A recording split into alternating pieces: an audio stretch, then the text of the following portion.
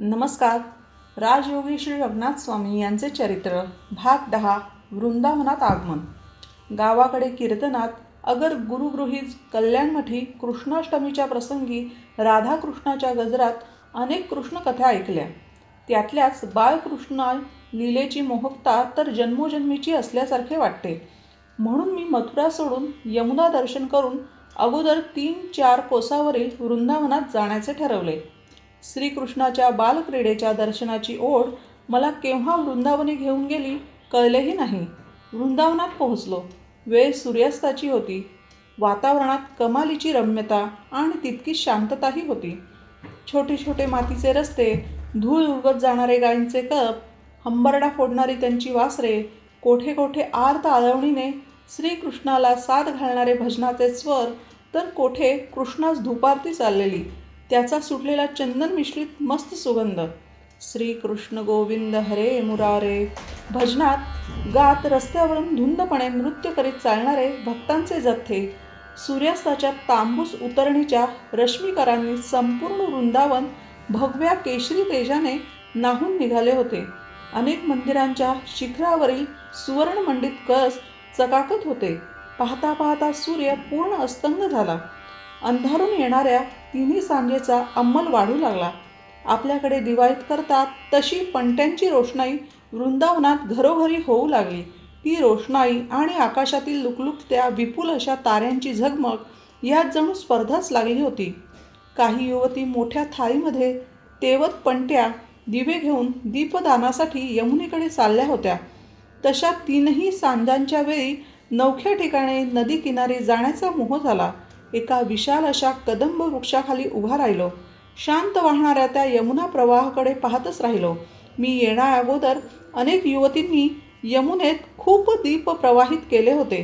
नदीपात्रात वाहत जाणारे दिवे, त्यात वरील चांदण्यांच्या आकाशाचे पडलेले प्रतिबिंब आणि दोन्ही तीरावरील मंदिरांच्या दीपमाळ्याची नदीच्या पाण्यातील बिंबे, हे सर्व पाहता पाहता भगवान श्रीकृष्णाच्या निळ्या सावळ्या मधुर हास्य विलसत असलेल्या प्रसन्न मुखकमलाचा साक्षात्कार झाला.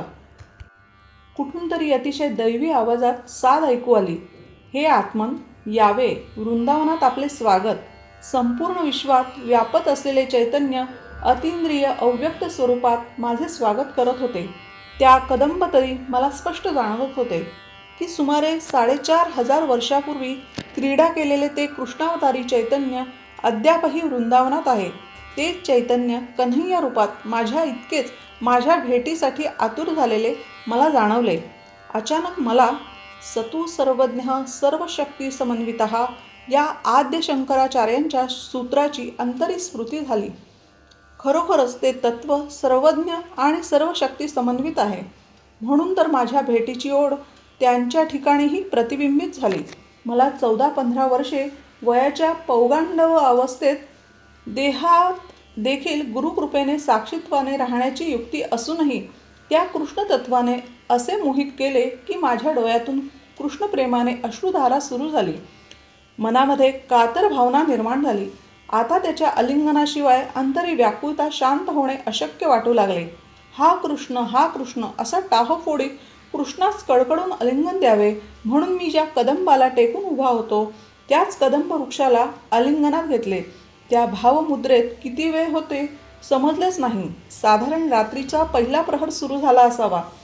कोणीतरी एक वयस्कर शुभ्र जटाधारी सत्पुरुष पाठीवर हलक्या हाताने थाप टाकीत होता. मी भावसमाधीतून जागा झालो. कुतस्त्वम आगतः त्यांचा प्रश्न. मी माझा परिचय करून दिला. ते सत्पुरुष गेली 55 ते 60 वर्षे वृंदावनात राहणारे होते. नाव जानकी वल्लभदास. रामानुजपंथी. सर्व व्यवहार संस्कृत किंवा गोंडवा भाषेत करणारे. त्यामुळे ते नकळत माझ्याशी संस्कृतमध्येच बोलू लागले. माझ्याबद्दल त्यांना एक अनामिक आत्मीयता वाटत होती. त्यांचे सोबत त्यांच्या आश्रमी गेलो. गेल्या गेल्या त्यांनी शिष्याकरवी माझ्या स्नानाची व्यवस्था केली. त्यांचा शिष्य परिवार 70 ते 80 जणांचा होता. माझे स्नान होईपर्यंत भोजन पंक्ती सुरू झाल्या होत्या. स्वामी स्वतः माझ्यासाठी थांबले होते. दूतव्रस्त धारण करून मी भोजनगृहात प्रवेश करतो. तो समोर स्वामी हसत मुखाने मला हाताला धरून पंक्तीकडे घेऊन गेले. स्वामींच्या शेजारीच माझ्या भोजनाची पत्रावर मांडली होती. 25 ते 30 जणांची पंगत होती. जेवण तसे साधेच होते, पण त्यात जेवणाची चव अमृतोपम होती. स्वामींचा सस्नेह आग्रह, सात्विक अन्न आणि वृंदावनातील वास असा त्रिवेणी संगम जुळून आला होता. ते भोजन म्हणजे खऱ्या अर्थाने पूर्ण ब्रह्माचे सेवनच होते. भोजनानंतर आचवून झाले. माझ्या विश्रांतीची व्यवस्था ज्या खोलीत केली होती तिथे मला घेऊन गेल्यावर स्वामी म्हणाले, योगीराज, आपण आज येथे येणार असल्याची सूचना मला 2 दिवसापूर्वीच भगवंतांनी दिली होती. हे ऐकून मी अवाकच झालो. माझ्यावरील श्रीकृष्णाचा अनुग्रह आणि स्वामींच्या अधिकाराला मनोन्मन शतशः वंदन करतच मी झोपी गेलो. त्या परब्रह्म शक्तीच्या अनाकलनीय लीलेचा अंत लागणे आपल्यासारख्या देहधारी जीवांना शक्यच नाही. अवधूत चिंतन श्री गुरुदेव दत्त निजानंद रंगनाथ स्वामी महाराज की जय. धन्यवाद.